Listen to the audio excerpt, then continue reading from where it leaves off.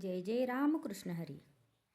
आज 7 जानेवारी 365 दिवसांच्या प्रवचन मालिकेतील 7वा भाग. आजचा भाग नामाचे प्रेम येण्यासाठी खरी कळकळ पाहिजे. नामाचे प्रेम का येत नाही हा प्रश्न बहुतेक जण विचारतात. पण थोडासा विचार केला तर असे लक्षात येईल की हा प्रश्नच बरोबर नाही. मूल न झालेल्या बाईने मुलाचे प्रेम कसे येईल असे विचारण्यासारखाच हा प्रश्न आहे. मूल झाले की प्रेम त्याच्याबरोबरच येत असते. तेव्हा मुलाचे प्रेम कसे येईल हा प्रश्न करण्याऐवजी मूल कसे होईल याचाच विचार करणे बरोबर ठरेल.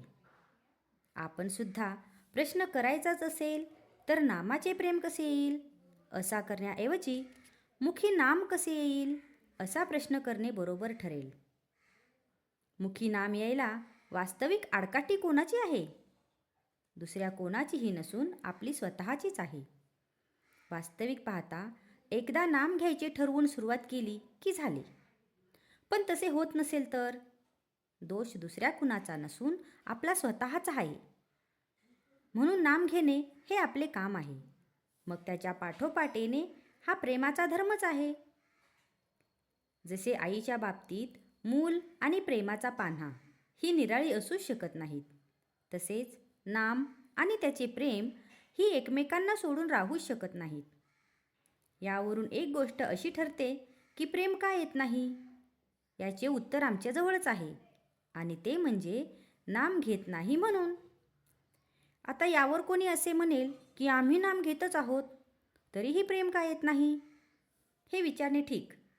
पण आता आम्ही जे नाम घेतो म्हणून म्हणतो, म्हणजे आता आम्ही जे नाम घेतो असे म्हणतात, त्याचा विचार केला तर काय दिसेल? पोटी जन्माला आलेल्या मुलाबद्दल जसा कळवळा असतो तसा नामाबद्दल आपल्या ठिकाणी कळवळा नसतो.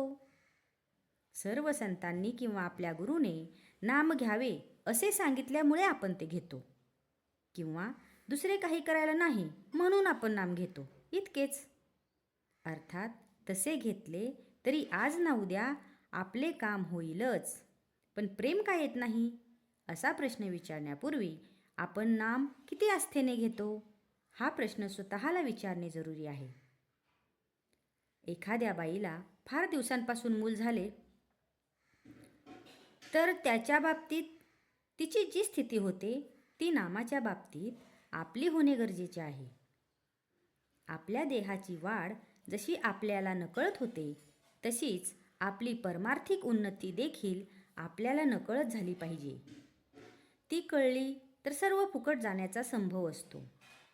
परमार्थात मिळवण्यापेक्षा मिळवलेले टिकवणे हे जास्त कठीण असते. ज्याला मी काहीतरी झालो असे वाटते तो काहीच झालेला नसतो. अशा माणसाने फारच सांभाळले पाहिजे. नवऱ्याला देव आवडत नाही म्हणून बायकोने नामस्मरण सोडण्याचे कारण नाही.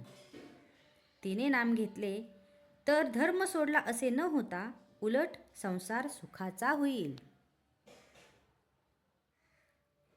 आजचा हा भाग तुम्हाला कसा वाटला हे कमेंट करून नक्की सांगा. कमेंटमध्ये लिहा जय जय रामकृष्ण हरी. आणि अशाच अधिक माहितीसाठी आपल्या ब्रह्मांड नायक या चॅनलला सबस्क्राईब करा आणि जास्तीत जास्त लोकांपर्यंत ही माहिती पोहोचवा. जय जय रामकृष्ण हरी.